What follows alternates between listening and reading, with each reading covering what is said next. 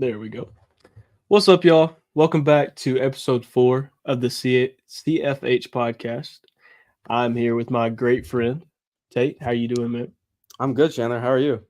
Pretty good, man. We actually got to play some golf over this past week. It was that's pretty fun. I'm not gonna lie to you, and not to toot my own horn or anything, but I did shoot the best I've ever shot, and I'll give that credit to you. You were it was that Scotty Cameron putter. That's what it was. Not to flex on him, you know what I mean, but not to flex on him. But now, welcome back to everybody. If you're in the chat, say what's up. We I'll try to talk to you throughout the thing, but to really get this started, SMU actually just got a commit right before we're about to start. A little bit of And breaking news. yeah, Jalen So, Cooper commits mhm. to SMU. So shout out to the newest team in the ACC, one of three. But yeah, man. I mean, I don't know how to describe SMU besides I like the whole vibe that they got. Like, they're starting this whole, like, kind of revival of the Pony Express. Mhm. But Rhett Lashley has made it very clear. It's like, this is not the old SMU. This is the new SMU. Mhm. And even, like, you look at it, they lost Keelan Russell, like, 4-star quarterback. Probably will end up a 5-star. Elite 11 winner. Elite 11, he won. I mean, and they just go and replace him with Ty Hawkins the other day, another 4-star. And like, there was no domino effect really there, and they just have momentum. So I'm really digging SMU. I'm buying stock early for the things that Rhett Lashley and Derek King, the quarterback coach, are building, and that young staff over there. So I'm liking what I'm seeing, man. Mhm. I'm definitely gonna be watching some SMU games this year for sure. I Oh, would for sure. definitely be tuned in. But to get this thing really started, we wanted to talk about two teams that we had, one each, that is really going to be a let's see, there we go, a team with an upside. We both picked one team that we want to talk about, and Tate, who is your team that you would say has the most upside, or not? Maybe not the most, but one that you would really put into a category like that. I would say Syracuse. I would say Syracuse has the most upside because I mean, there's not a lot of people looking down. There's a lot of, you know, positive momentum, upgrade in the quarterback play. Kyle McCord comes over, 11-win season at Ohio State. They got a total of 18 transfers. They got Kyle McCord. I mean, they got people from Georgia, Notre Dame, Wake Forest, LSU. Like, they got solid. They got some dudes. They got some dudes that They got some upgraded that dudes. roster really fast. Mhm. And their staff has some real deal. I mean, their roots are down south. Mhm. So, it didn't set off like a bomb yet for recruiting, but they did get a 4-star tight end out of Wesleyan School in Norcross, Georgia. I believe his older brother plays tight end for the Panthers. Mhm. But I mean, it's just like things that you see add up. And also, Syracuse schedule is very favorable. There was a lot of optimism earlier in the offseason before, the whole transfer portal, came and went, before the rosters were really actually set. But I still like how Syracuse schedule lays out. And I mean, there's not a whole bunch of people, reaching for the stars so early. So I'm really Mhm. interested to see what Coach Fran Brown can do over there. They got some good defensive ends. Fidel Diggs came over from A&M. Really experienced defensive ends right there. So Syracuse is my team with the most upside. What is yours? For me, I'm honestly going to go Miami, and I don't mean to just stick in the ACC, but I've really okay. Let me backtrack. The main reason that I have Miami is one of those teams, or my team that I put in that category. It's honestly their schedule, because to read over their schedule real quick, and we've talked about this before in a previous podcast. I believe I picked them in that too. But I really do like their schedule. They play at Florida to start the season off, Florida A&M, Ball State, at South Florida. It's actually really cool. Virginia Tech, Cal, at Louisville. They're at Cal too. Florida State, Duke, Georgia Tech, Wake Forest, and at Syracuse. So, like going down that schedule, outside of that Florida State game, that's a very favorable schedule. And even with Louisville, Louisville and Florida Florida. State. Well, I mean, it's gonna be well, I'm talking just like it's not a gimme, but it's never a gimme. A rivalry. I'm game is so never a ready to gimme, watch that but- game though. We both I am are. too. I am too. I cannot wait for the spaces that are going to be after that game, whether The it's whole a Florida timeline during space the or a game. Miami space. Like I want to be right in the things that I say, but if I'm wrong, it's going to be really funny because that space is going to be hilarious. Shout out to my Miami fans, but like that space, because I've been in a couple of their spaces and they are some funny people, man. It is going to be hilarious. I mean, not I hate to laugh at their expense, of course, but you know, and I would understand if they did the same with mine if Georgia lost. Like I get that, but yeah, I really do like their schedule. I think it's very favorable for them to make a great push for the playoffs. Honestly, that sounds And crazy. Sounds crazy. Their win total is at 9.5. I mean, they're projected to have what they've been, thinking was more of a reality earlier in Mario's tenure, and that reality is finally here. They should win double-digit games. They should, not fumble a game versus Georgia Tech. They'll be at Georgia Tech this year, November 9th. Revenge game. Huge revenge game. So, but yeah, and also with that, I'm really on Miami too. Oh yeah, well, I'm really excited to watch Cam Ward too. I thought that I'm not gonna say that I thought that he would have killed it in the NFL. I'm really excited to see him play at Miami, and I'm really excited to see them go through the schedule and play in an ACC championship against most likely Clemson. But we'll see how their offense is. That's a whole other story for another day. But yeah, man, and continue to talk about Miami because Miami's kind of surging. If we're not gonna lie, if we're not gonna sit here and lie. What's up, Gallo? Let me find the picture real quick. There we go. Let me fix this. So they got, and I believe he was a former USC commit. Commit. Okay, yeah. Hilton Stubbs though commits to Miami. Can you talk a little bit about Miami and what they've been doing recently? I mean, there was a lot of, Miami in the summertime is Miami in the summertime. And there was a lot of momentum coming into this week and last week that Hilton Stubbs would actually be a Gator. Because it was documented that the Gators were in second place when he committed to USC. He took an OV to Gainesville. Tons of positivity. The Gators are neck and neck. The Gators are right here. They're that. All those things were said. Boom. Miami comes in and swoops him up. Mm-hmm. So I think this is a really good get. A ton of teams were after Hilton Stubbs.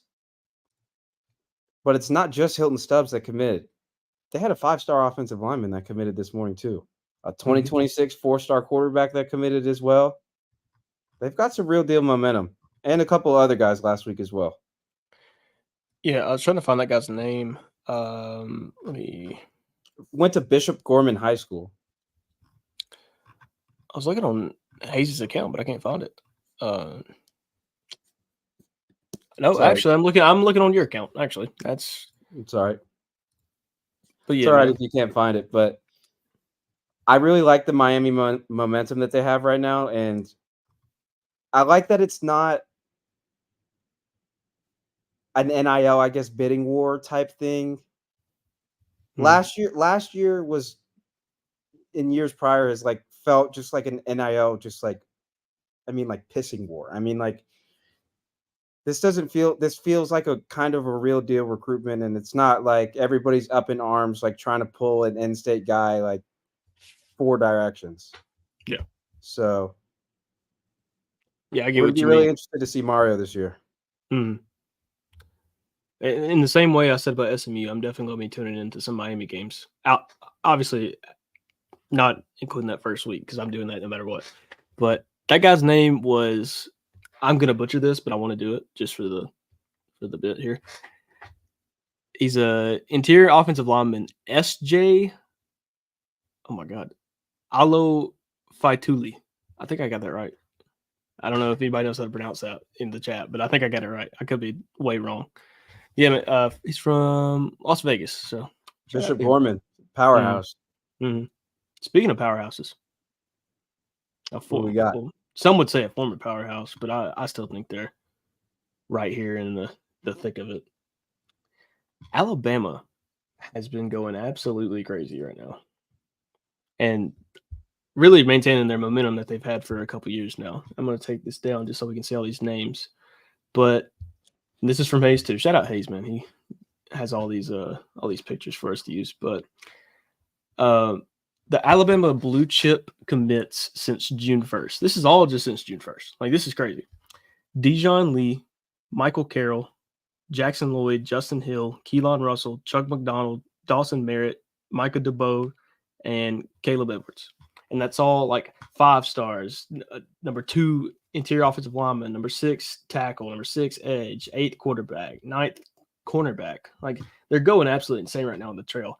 And we said it, I believe, last show, but DeBoer is really doing well right now. And some people were making jokes like, "Oh, it's Saban's doing it. Saban's doing it." No, I mean, obviously that name's going to hold weight, of course, but it's Alabama at the same time, and DeBoer's a really good coach, and you got to give him the credit that he deserves. And what I really want to ask you is, I guess, talk to those people that are doubting DeBoer still, even though he's doing this right now. Clearly, I don't think you can. I mean, I know there's, like, for example, I mean, going back to Florida, I mean, Billy Napier made a big push for all these big time recruits when he got into Florida, trying to just like push that it was a new era of Florida. And I mean, it worked for some, it didn't work for others, but that script A of Alabama will always recruit itself. And even though Saban's not there, there were some coaches there that left, and there were some really good coaches there that stayed. Mm-hmm. Freddie Roach, Gillespie, the RB coach. Roach is a defensive line coach. They hired Christian Robinson, former Florida, about 5 other schools, linebackers coach. He's back in the SEC, great recruiter. Mm-hmm. They got Jamarcus Shepard for their wide receiver coach. A huge upgrade. Shepard is a phenomenal coach. And that was one of the areas where they needed, maybe not. I mean, I don't know about an upgraded coach. I couldn't tell you the problems that they had. Honestly, I'm not some kind of on the field guru, but that was one of the areas where it was like, flashing lights a little bit. And you throw all that on top with Kalen DeBoer and how much of an offensive mastermind he is. One more, Kane Womack, defensive coordinator, former head coach of South Alabama. Mm-hmm. Throw him in there for defensive coordinator. I mean, they didn't skip a beat on the trail. Mm-hmm. And there's some guys that are missing from this list. Like, I would say it is a hard-fought battle by Ole Miss right now, but A.K. Deer, 4-star, 5-star running backs in some places, recently decommitted from Ole Miss.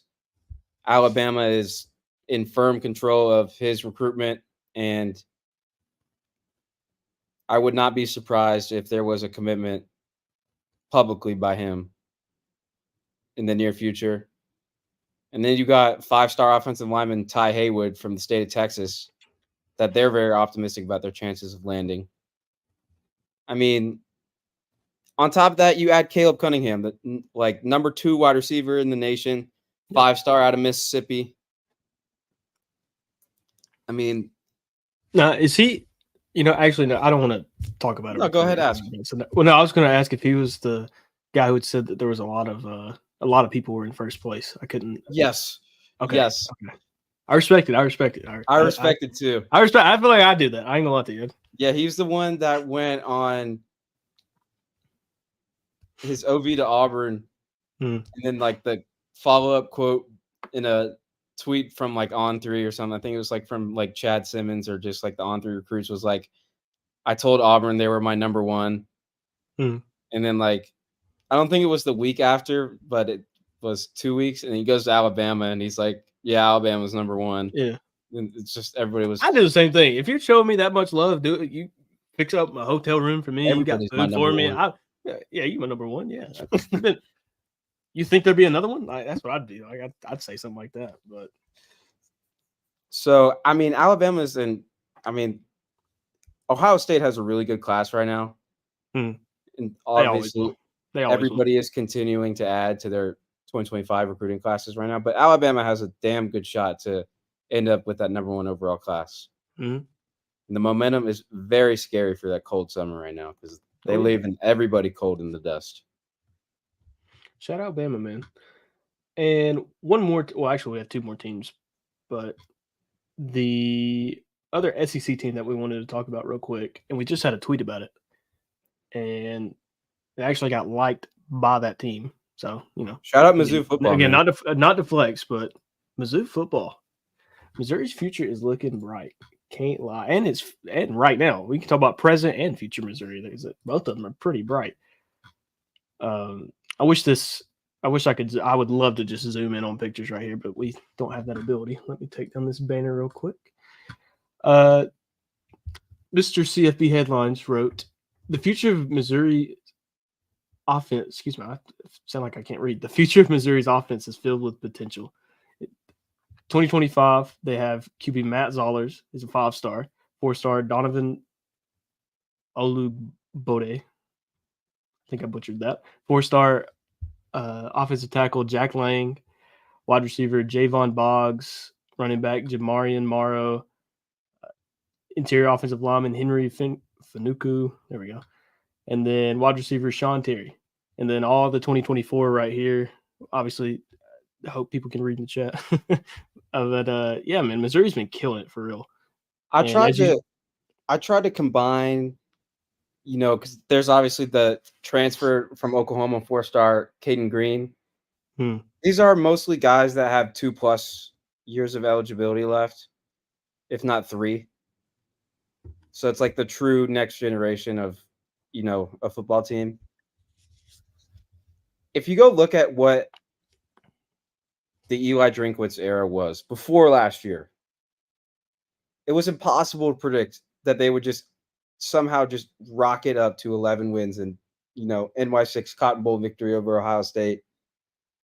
And, they were getting Luther Burden. There were some laws that came in place in the state of Missouri a little bit earlier that helped them with recruiting. Williams Nawari as well. That was a big battle with Oklahoma. Yeah. But I mean, if you go look at how Eli has handled all the momentum that was gained and has turned the ship around so quickly, it's impossible not to like. So what they're doing in these recruiting classes, I mean, you can obviously see the trenches are being built up the best they can. You got to build the trenches every year. But the wide receiver talent is, Coach Peeler, he was at Ole Miss. He coached A.J. Brown, DK Metcalf. Who else was in there? Treadwell. Yes. Marcus Lodge. There's some names we've forgotten by now, but there were some studs at Ole Miss when he was there. That have some really good NFL careers or had a really good collegiate career. So, and you can see it on the field right now. Luther Burden is arguably the number 1 wide receiver in the nation by every media outlet in the nation. As he should be too. He's that talented. Like, he is incredible. Now, he's not a freak like Tedero McMillan, but he's just consistent as ever. So Coach Peeler over there is producing and just he's doing what he's been doing at Missouri. He's doing his thing. The nasty wideouts, the NWO. That's what they call it. And they got 2 4-star receivers within the last 2 days. I One of was about them to say being that. Javon Boggs, and the other one, I believe it was Donovan. Yeah, it was Donovan. So back-to-back 4-star receivers and back-to-back days for Missouri. Mm. Couple of fireworks on the 4th and the 5th. Hard not to like, the personality of Eli Drinkwitz and just the overall vibe around Columbia, Missouri. What did he say to was it the Tennessee coach? Did he He's say that standing to on him? business, Josh Heupel. We stand on business. We stand on business. Some people don't like him. Some people think he's corny. I like it. I like it. You got to be You gotta different. be corny to be a head coach. You do. You do. The age differential is always going to make you look a little corny, but like you have to appeal to the younger generation in order to get them to play for you. Mm. To go out of your comfort zone, Right. you're gonna have to do that as a coach. Right. You're gonna have to do So many things. people judging everybody. Stop it, Brian Kelly, but I mean, okay. As much as I do say that, the y'all thing was a little crazy. my family. The accent was a little crazy, but I respect. I see what you're trying to do. I get it. I don't know if you hit the nail, with the head, but I'll let you do. They're building a nasty defensive line over there, so they're trying to fix that defense that they've had the past 2 years Desperately. and they need to. And to finish out with the teams that we wanted to talk about, we had a interesting. I think interesting is one of the many words you could use about this recruitment, but it was pretty back and forth. It came down to pretty much 2 teams, I'd say. Maybe there was a third, but I'd say it was a 2-horse race. And yes, Dakorien Moore commits to Oregon. Now, if you're paying attention to it on Twitter, we won't say names. Something had happened on Twitter. It kind of sucked for the announcement. But how do you feel about Dakorien Moore? And also, how do you feel about the job that Dan Lanning is doing in Oregon and the team that he's building right now? Because He's building a monster. An absolute monster. I was talking about it with one of my buddies, Cole Thompson, SEC unfiltered content creator. Just did comments back and forth on Twitter today. If you honestly ask me, Oregon is my natty pick this year. I'm not going to go into detail about it, but Oregon is my natty pick. From what they returned and what they got, long story short, the potion is brewed to perfection. And addition by subtraction as well. You add Rashad Samples as your running back coach. That guy is the key to Duncanville High School. And Duncanville High School is the key to Texas. And that's how you get guys like Dakorien Moore. So I think nobody really thought Oregon was a threat because of, one, what Texas had produced, or the first-round draft picks that Texas got from this last year's draft. Yeah. And second of all, just like location. Like Eugene has always been hard to get to. Like, it's not a secret for anybody, but Eugene it's beautiful. It's a great campus. I mean, Oregon recruits so well and is so good because of how different they are. You can go with the uniforms, but it's just it was well said last night. They took a different approach in recruiting Dakorien Moore. It wasn't just about this NIL, that you're going to play right away. He described it as a very different and personal and relationship building for his future type of recruitment. So when you get a good coach in there like Dan Lanning, I mean, you're able to do that. Yeah, with the resume he has too. I mean, it's short-lived at Oregon, but it's going to be damn good by the time it ends. I mean, as he said, that the grass is damn green in Eugene. People are flocking. So, bars. Okay. It sucked what happened before.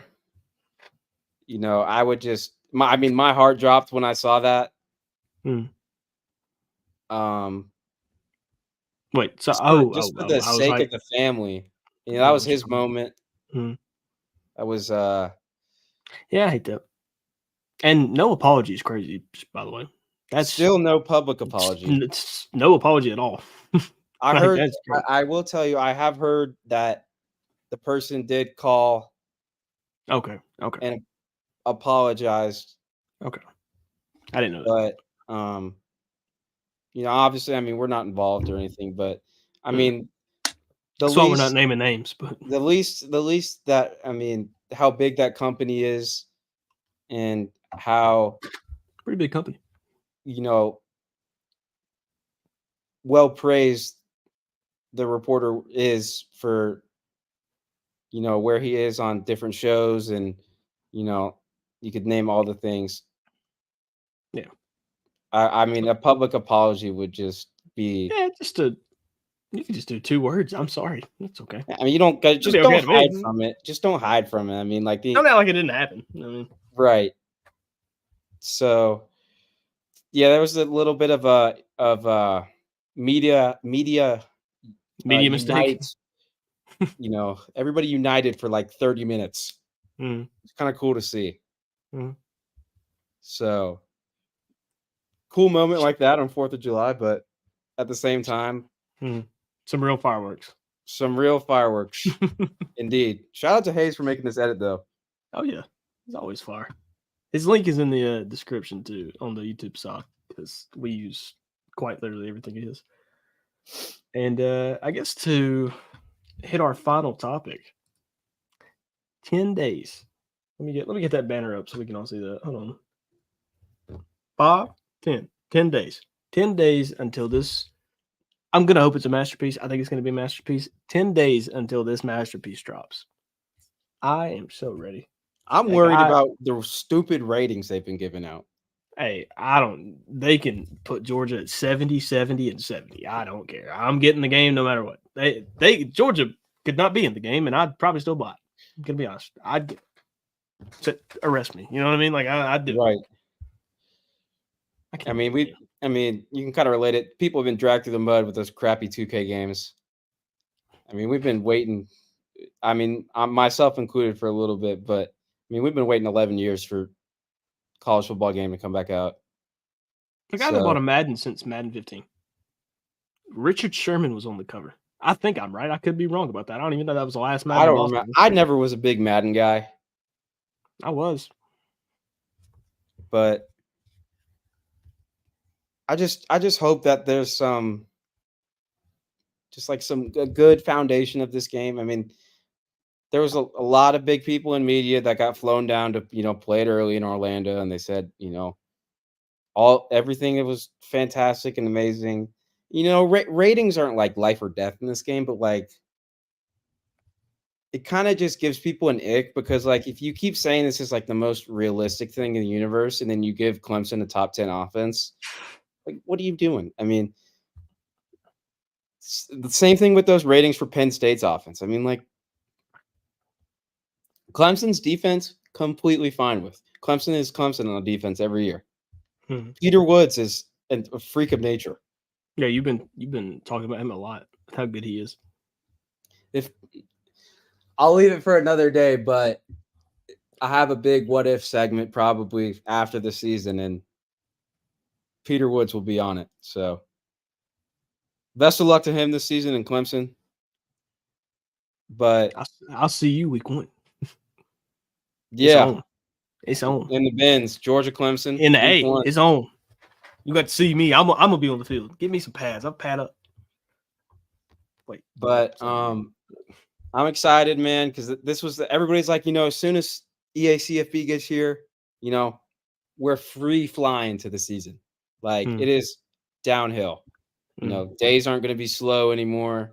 We got some optimism. We got some football on a screen, that people are immersed in. Got some, momentum, from the game. It's not real life football, but better than nothing. You can be, just chilling one day, say it's July 30th. Like, dang, I wish football was here. Oh wait, let me go play. Like, Yeah. Let me go start a new dynasty. Let me go rebuild Kennesaw State for the 30th time. let me go get JSU. I mean, we on that side of that rivalry. Okay, I'm go gonna go. I'm Gamecocks. gonna go. Go build Gamecocks. up my I guess neighbor, 20 minutes away, suburban Kennesaw State.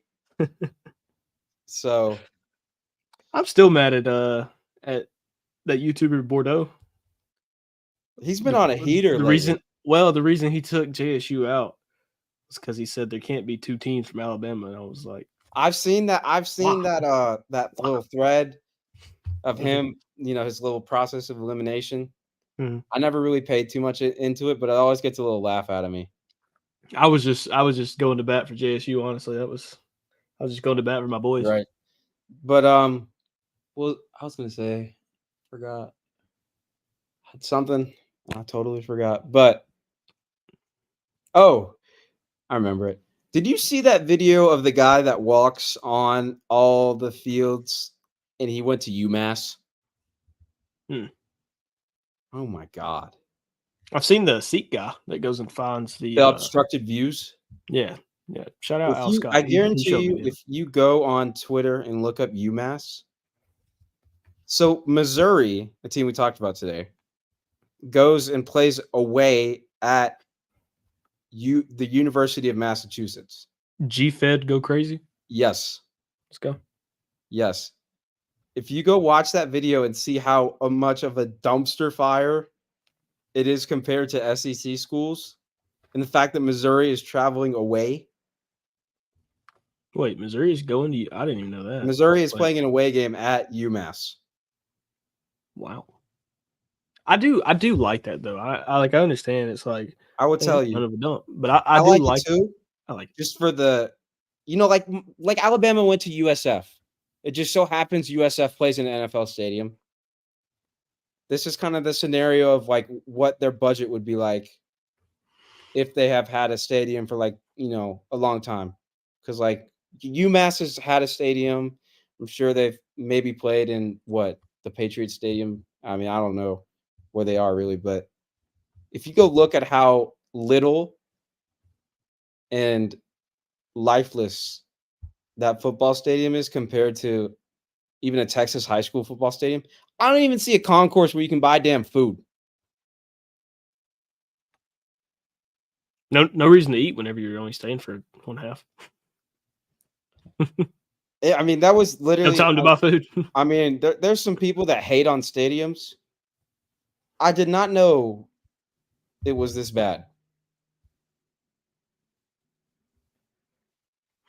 So that's all I got for today. I think that's all Chandler has for today. But we'll see how nice and shiny UMass can get their facility and field looking for hopefully a little bit of revenge against the anti or negative social media against them. But thank y'all for tuning in to episode 4 of the CFH podcast. Make sure you're liked and subscribed here on YouTube. Go follow us on Twitter. Chandler's got his @ right there that nobody can say. You can follow me at It's just my CFB name. Headlines. Just Chandler. His name with It's the just my X. Chandler's @ is also in the bio. But follow us on Instagram at CFB Headlines. And we will be back very soon. The season is near. I think today somebody posted that it was like 50 on the dot. There's different countdowns. People view the first Saturday compared to like when the actual first game is of was it FSU Georgia Tech in Dublin.